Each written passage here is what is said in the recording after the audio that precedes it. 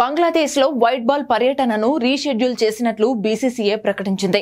3 వన్డేలు 3 T20 మ్యాచ్ల series ను August 2025 నుండి సెప్టెంబర్ 2026కి మార్చారు.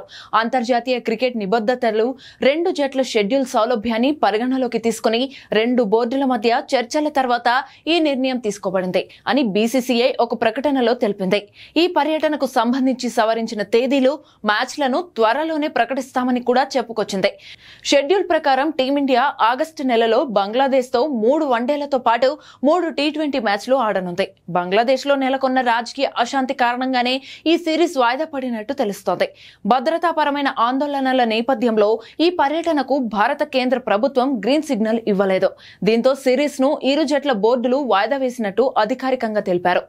బంగ్లాతో సిరీస్ దాదాపుగా రద్దు కావడంతో భారత్ తర్వాత ఆడబోయే సిరీస్ గురించి చర్చ మొదలైంది.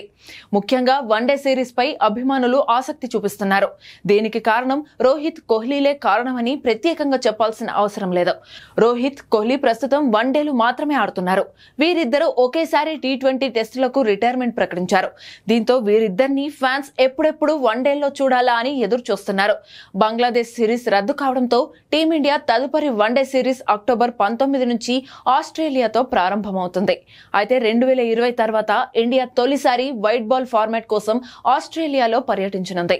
అక్టోబర్ 19 నుంచి 25 వరకు వన్డే సిరీస్, అక్టోబర్ 29 నుంచి నవంబర్ 8 వరకు టీ20 సిరీస్ జరుగుతుంది.